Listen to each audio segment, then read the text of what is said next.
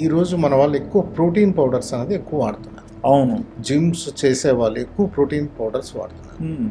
Just imagine ఒక protein powder తీసుకోవటం వల్ల విపరీతంగా మజిల్ మాస్ రావటం కానీ, ఒక ప్రోటీన్ పౌడర్ తీసుకోవటం వల్ల బాగా లావుగున్న వ్యక్తి సన్నగా అయిపోవటం కానీ ఎలా జరిగింది? There must be some reason. True. Yeah. So ఎప్పుడైతే ప్రోటీన్ ఓవర్లోడ్ అవుతుందో మన కిడ్నీస్ పైన కూడా ఓవర్లోడ్ అవుతుంది. Okay. Some water electrolyte disturbances అనేవి రావడానికి ఆస్కారం. హ్మ్. సెకండ్, ఈ ప్రోటీన్స్లో స్టెరాయిడ్స్ అనేవి యాడ్ అవుతున్నాయి.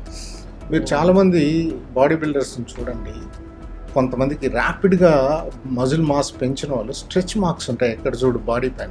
అవును. So that can happen two reasons. ఒకటి, ర్యాపిడ్గా మజిల్ పెరగటం వల్ల స్కిన్ పైన స్ట్రెచ్ మార్క్స్ రావచ్చు, హ్మ్. లేదా ఆ వ్యక్తి తీసుకుంటున్న పౌడర్స్లో స్టెరాయిడ్స్ ఉండొచ్చు. Okay. That is the one reason. హ్మ్. ఇంకొకటి కెటకాలమైన్స్ అంటాం. కెఫిన్ కానీ ఆ. లేదా క్యాటకాలమైన్స్ ఈ పౌడర్స్లో యాడ్ చేయటం అన్నది జరుగుతుంది. ఎందుకంటే ఫిజికల్ యాక్టివిటీ పెంచడానికి లేదా మెటబాలిజంని యాక్టివేట్ చేయటం. అందుకని చాలా జిమ్స్లో వాడే ప్రోడక్ట్స్ పైన అసలు ఏమీ లేబులింగ్ కూడా సరిగ్గా ఉండదు. అందులో నిజంగా లేబుల్ చేసిన ప్రోడక్ట్స్ అనేవి ఉంటాయా లేదా అని కూడా తెలియదు.